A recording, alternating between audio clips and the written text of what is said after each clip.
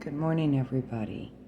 It's been a while since I've read from the Bible, and lately I've been doing my Bible studies, and of course, I've been up since 2 a.m., but I did go to bed early.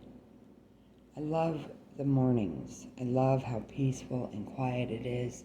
I love being able to sip on my coffee and even have my cigarette early in the morning when they say the veil is the thinnest. I hear better really early in the morning when I wake up and I got my sleepy eyes, my hair is sticking out everywhere, and lately I've been called to sit down with the Bible. So again, I am on here today to read for you today's Proverbs 27. I will read it through and then I'm going to go over some notes of what I took from it. And I'll tell you, I was very surprised at myself on my motives and what I'm saying and why.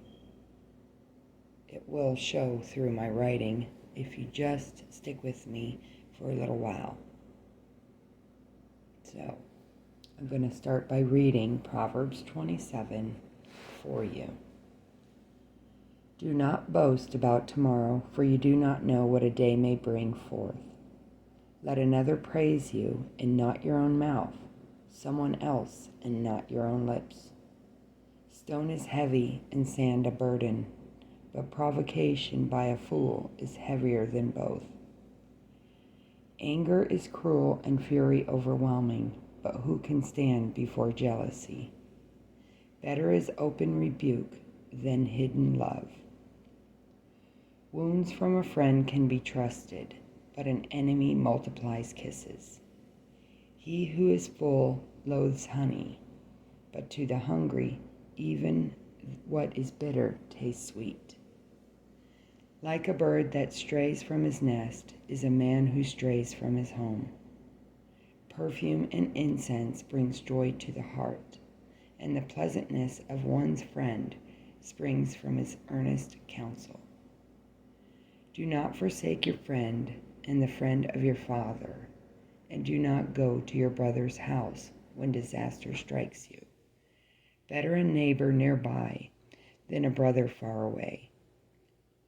Be wise, my son, and bring joy to my heart. Then I can answer anyone who treats me with contempt. The prudent see danger and take refuge, but the simple keep going and suffer for it. Take the garment of one who puts up security for a stranger. Hold it in pledge if he does it for a wayward woman. If a man loudly blesses his neighbor early in the morning, it will be taken as a curse. A quarrelsome wife is like a constant dripping on a rainy day. Restraining her is like restraining the wind or grasping oil with the hand. As iron sharpens iron, so one man sharpens another. He who tends a fig tree will eat its fruit, and he who looks after his master will be honored. As water reflects a face, so a man's heart reflects the man. Death and destruction are never satisfied, and neither are the eyes of man. The crucible for silver and the furnace for gold, but man is tested by the praise he receives. Though you grind a fool in a mortar, grinding him like grain with a pestle, you will not remove his folly from him. Be sure you know the condition of your flocks. Give careful attention to your herds. For riches do not endure forever, and a crown is not secure for all generations. When the hay is removed and new growth appears, and the grass from the hills is gathered in, the lambs will provide you with clothing, and the goats with the price of a field. You will have plenty of goat's milk to feed you and your family, and to nourish your servant girls. That is Proverbs 27.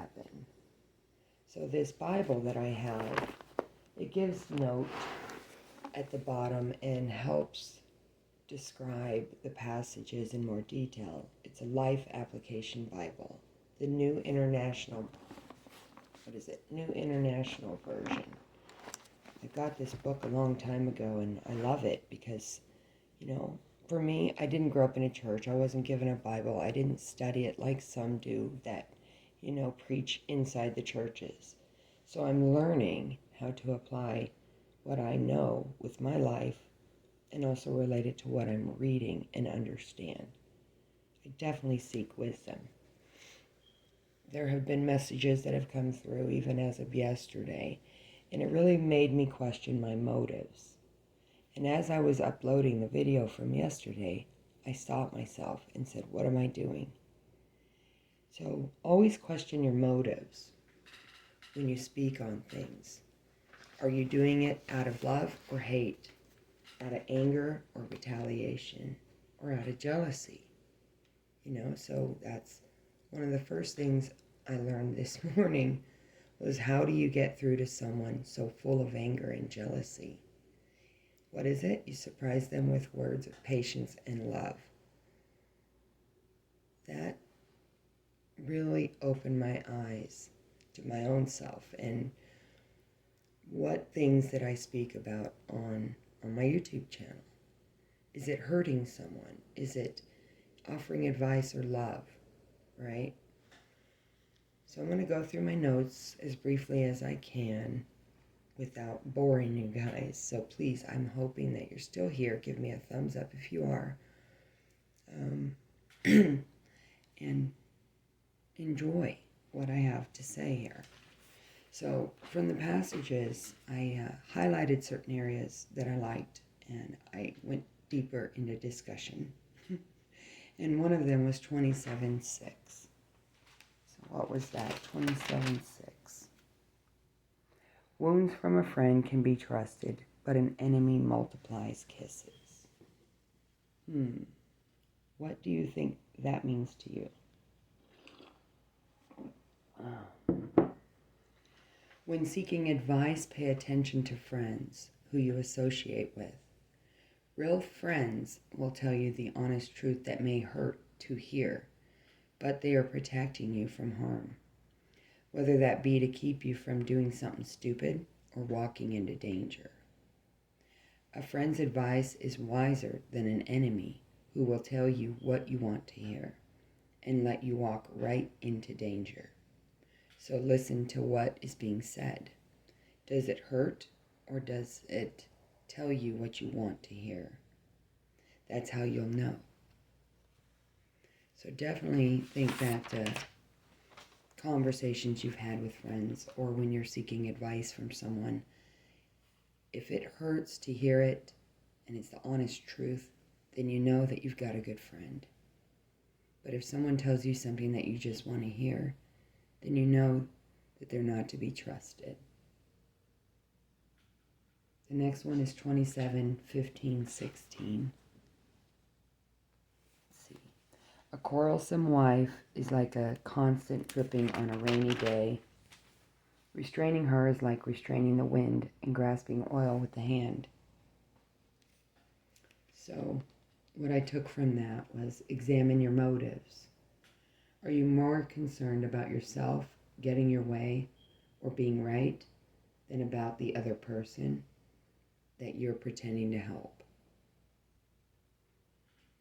It states, if you really wish to help the person who is seeking advice or closure to heartache, surprise them with a different way. Show patience and love and see what happens. Do not nag on the person as it hinders the communication more than it helps. Can you guys relate to that? So stop nagging. Don't be tempted to engage in a destructive habit either. Examine your motives before you speak. What are you trying to say? What is the point of the discussion? But use patience and love as a soundboard to heal and not hinder the other person. Think before you speak. Are you coming from a place of love or hate. To me, love always wins, wouldn't you say? The next passage that I really liked, and I'm going to share for you guys, is 28:17. As iron sharpens iron, so As iron sharpens iron, so one man sharpens another. So, surround yourself with good people. When sharing ideas with new clarity, it is great to collaborate together. Not to bash the thinker, but to honestly analyze and focus on the ideas. This stimulates a discussion, leaving room for expansion. A meeting of the minds without ego in the discussion have a better chance to help each other become sharper. Coming together can help people see their ideas with new clarity, to refine them and shape them into something brilliant. When ideas are processed with the intention to create something together, no matter what the goal is, the bouncing back and forth can benefit the solution. Old ways of doing things need new ways of seeing things. With good friends and all egos set aside, opens the creative channel to something beautiful. So in other words, collaborate. So if you're having problems even in a home situation, a work situation, a new idea that you want to propose, first of all, seek good friends, seek good advice. Don't be hard on yourself when it's something that you don't want to hear, because obviously it is the truth. And be open to create something beautiful with new ideas in communication. That's so beautiful. The next one is 27:18. He who tends a fig tree will eat its fruit, and he who looks after his master will be honored. So, as always, being a leader is not easy. However, at times the leader can forget the little people, the ones that no one sees in the background, the ones who carry the weight of the leader, the ones that get overlooked. Do you know anyone like that? So it says to be aware of the little people and don't forget to give praise to them for helping you, the leader, to get the job done. They too deserve to share in your success. Be sure in all your worrying, planning, and organizing that you don't forget the people helping you the most. That can include employees, volunteers, and even your loved ones whom have supported you on your journey. Even though we might forget the small things, they are the biggest things to them. So don't forget to praise the little people, the ones who love you and who support you in anything that you do to be successful and to be a leader in your own life.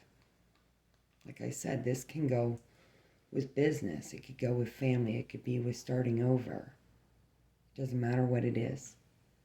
Just don't forget the people that love you the most, who are there for you the most, who help the most. Sometimes we forget about that. So it's very important. So the next one is 27:21.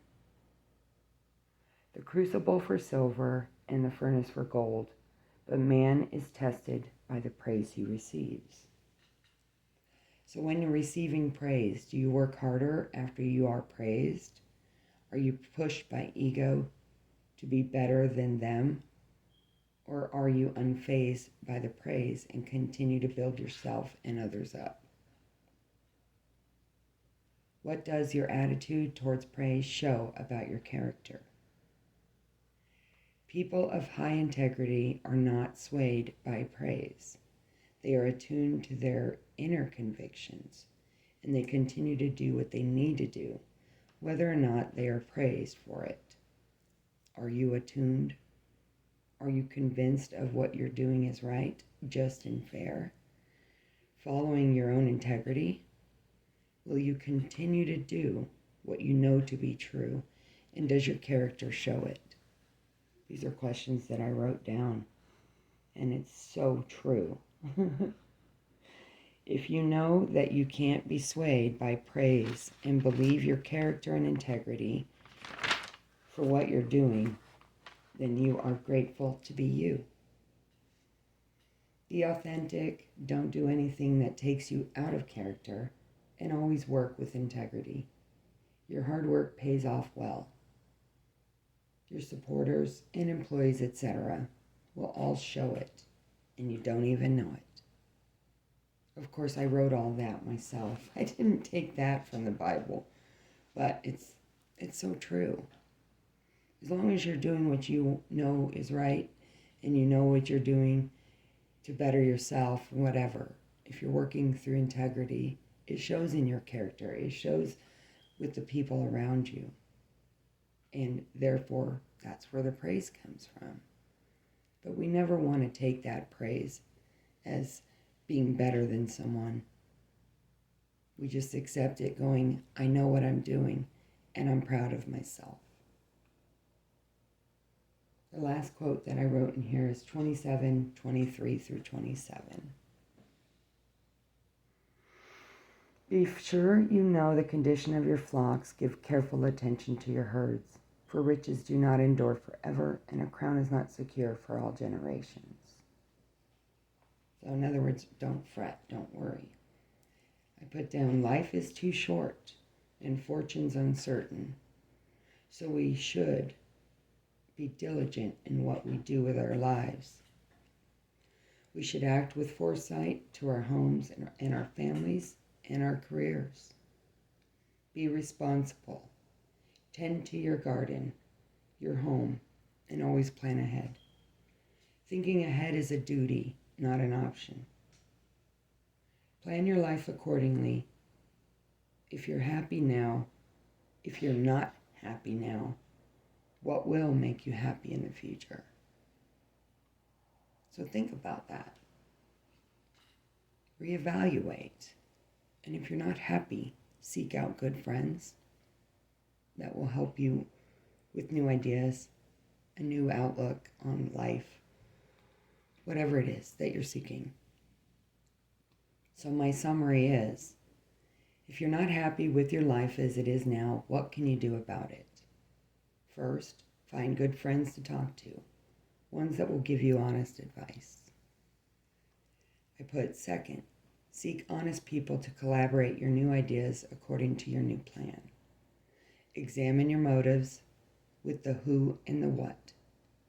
Are they what you want and why? Can you look at it with a new perspective? Open communication helps. Be honest about your new plan with the other or others. A meeting of the minds to collaborate your new ideas and plans will benefit the whole. Can you set aside your ego and create an open channel with open communication to make something beautiful? Fourth is take the lead forward with the new plan in sight. As you succeed, don't forget to share your success with the ones who worked hard with you to get you there. Celebrate together. Honor one another with love and patience, no matter what. Do for love and have patience and understanding. Don't forget your character. Your integrity shows through your efforts. Allow no pride through praise. And as your convictions and hard work show through, it's character, integrity. It will show through in whatever you decide to do. I put, be proud of yourself. Teamwork makes the dream work. Wouldn't you say? And of course, to end this out, be responsible. Keep moving forward. Take care of yourself, your home, and your families. and never give up. Life is too short. And then I heard the song, loving every minute of it. Just know that you deserve it. You deserve it. You deserve a new life, new outlook, new perspectives, good friends, good people, and honest and open communication. I don't know how else to put it except for that is what I took from Proverbs 27 today. And I feel good doing this video because as we excel forward, as we wake up and see what's in front of us, and we start to rack our brains with new ideas and new ways of thinking, collaboration, open communication, and honesty and truth and integrity are the secret to the success. I really believe that in my heart of hearts. So if you're not happy, what do you want to do to change that? Let me know how you feel in the comments below. Have a wonderful day.